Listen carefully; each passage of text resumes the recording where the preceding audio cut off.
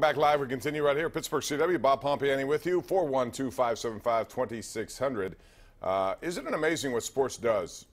Steve Pearce, you might remember him as a Pirate a long time ago. Never really got any kind of traction going here. Hit very few home runs during his time in Pittsburgh, but he's been kind of a journeyman. He's gone around, bounced from team to team, spent some time in Baltimore where he got kind of a second wind down there, hit some home runs, went to Boston, and now he's been potentially an MVP of the World Series.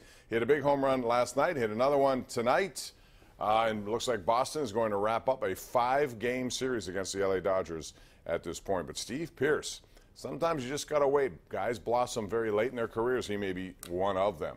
Let's go to the lines, beginning with Jim in Mount Lebanon. Hey, Jim, welcome to the Sports Call. Go right ahead. Hey, Bob, how you doing? Good, how are you?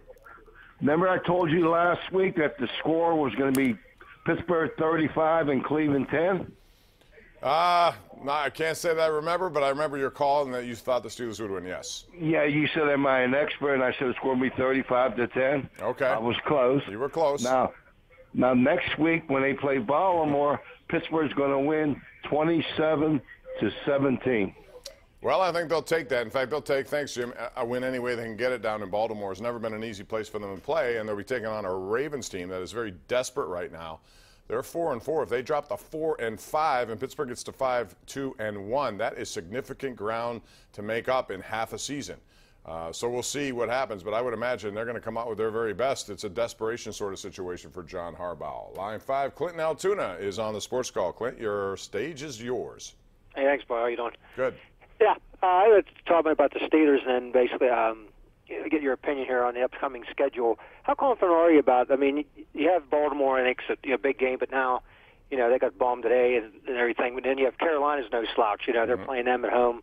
They're 5-2. I think Jacksonville's lost it a good bit, but at Denver, I mean, they're always a tough place there to play, even though Denver's not very good this year. They have San Diego, New England later, the Saints. I mean, the Raiders are terrible, but there's a lot of tough teams left on their schedule. How confident are you they can, win the majority of those games? I'm pretty confident now, certainly what I've seen. And I'll tell you why, Clint. If they wrap up, next week and complete 3 straight wins against AFC North, they've built a cushion for themselves. And you're right, Denver, tough place to play. Oakland, they've had trouble. But those are not teams that you would have expected based on the beginning of the season. At the beginning of the season, both those teams look like very tough places to play and decent teams. Not the case. So they do have Carolina at home. I think home games, they should be fine. They have some tough ones. Even though Jacksonville's down, their defense is capable of wreaking some havoc on their offense. Breeze, Brady, those are tough places, tough quarterbacks to play. So if you build up a cushion, that's why I think next week is huge for the Steelers, too. If they can win that game, they open up some breathing room and makes a big difference moving forward. Waylon in Washington. What's up, Waylon? Hey, hi, Bob. Hey, always hope you're doing well. That we are, thanks. Yeah, okay, I'm glad to hear it. Nothing big, just like, how about the kicker from Pitt? What do you think about him? I mean, he really helped out. He's got a leg. Game. Yeah, he has, sort of unlimited yardage when it comes to field goals. He can kick them from a long way. And, it was interesting. I didn't know that they were going to try that play that resulted in a touchdown to French yesterday because this kid has kicked some very long field goals. So, hey, bottom line is they got to win. It's a big one for them. And they got Virginia coming up on a Friday night. So we'll see what happens in that game. But I would expect Pitt, if they should win against the Cavaliers down there, it's not an easy assignment, and that's a pretty good team. You could be looking at a coastal division, and Pat Narduzzi may say, I told you so. He did back at their kickoff banquet before the season. Let's go to Doug in Altoona. Hey, Doug, welcome to the program. Go ahead. Hey, Bob, good evening. Hey, I'm a first-time caller. I just wanted to ask you a question, and then you can go ahead and answer it. With the trade deadline coming up on Tuesday, do you think that the Steelers may still try to trade Le'Veon Bell somewhere, or do you just think they'll just wait to play it out to the end of the year? Yeah, I don't think they're going to do anything, actually, Doug. I think they're just going to, when he comes back, he comes back. I think they've tried. There hasn't been much of a market. And it's a very difficult trade to make because, number one, he has to sign that tag, and if you're the team that's picking him up, you can't do anything with him other than let him play under the terms of the tag. You can't negotiate. You have to wait until after the season. Now, even though you have him, there for that amount of time, Why would Le'Veon Bell sign a long-term deal unless it's so big that he just can't refuse it? He will. He wants to test the market. So even if you trade for him now and bring him in, there's no guarantee he's going to stay with you after this year. If you want him for a rental player, fine. You can do that and pay him $853 a week. It might be worth it for somebody, but you're going to have to give up something for the Steelers. So far, no trades have been made. I have a better question for those who are calling now. You know, to me, James Conner has earned the opportunity to be the starting halfback the rest of the way. I really like Le'Veon Bell, obviously. I've said in the show how many times I respect his numbers over the years.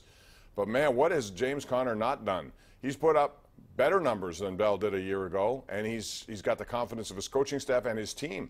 To me, Le'Veon Bell would come in, and he might get a couple of carries, but he's not going to be my primary guy unless I see reason to change.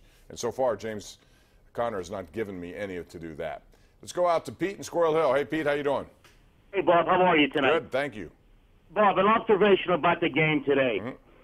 After Cleveland scored a touchdown after the gift, how they muffed the free kick after the safety, they started on their own 25-yard line. Right. On 3 consecutive James Conner runs, Bob, number 23 for the Browns, defensive back, I don't know his name, the lack of effort, Bob, in attempting to make Randall a tackle. or Kindred, I forget which one it was.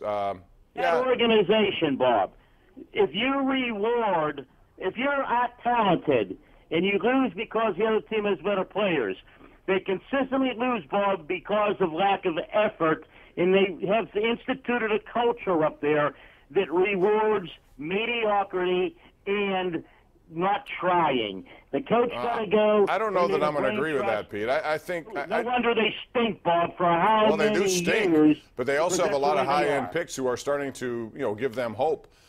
They've been involved in a lot of games this year. With any luck, they could have changed that around. I'm not going to say that so much, but I do think they're having trouble finishing drives. Their team turns the ball over in terms of defensively giving the ball to the offense. It often results in either a 3-point field goal or no points because the guy misses field goals. They've made changes to their kickers. They just can't score enough touchdowns. And they got a young quarterback, a young running back, and some young people on their offensive line. So I think it's just a transition kind of thing. But the question is, how long will they wait in Cleveland for Hugh Jackson? They want results sooner rather than later, and so far he has not given them to that franchise. Marilyn in Munhall, you're up. Hi, Marilyn. Hi. Why do you think the Steelers did so well against Mayfield today? Because they made him uncomfortable. I think anytime, thanks for the call, anytime you have an opportunity to make a quarterback uncomfortable, I don't care if it's a rookie or a 15-year vet, that's what you want to do. You may cost yourself some plays down the field when it comes to single coverage because you're putting pressure on and blitzing. But at the same time, when you put pressure, good things can happen, I see, typically with defenses. And I think that's when the Steelers actually are at their best. They have an issue now at the other cornerback. Artie Burns did not play there today. He's not part of what should be the solution. It's Sensabaugh and Sutton. Artie Burns played on special teams, but I'm wondering now what that means moving forward. Is he going to ever get that opportunity? It's one of the topics we'll talk about on the Showdown tonight. And I'd like to get your thoughts also on James Conner and Le'Veon Bell. What happens if Le'Veon Bell shows up midway through this week, signs the tag? How long will it take for him to get into shape? How long will it take for him to even get on the field, given the way James Conner is running the football? We got to take a break. More after this right here on the Ireland Contracting Nightly Sports Call.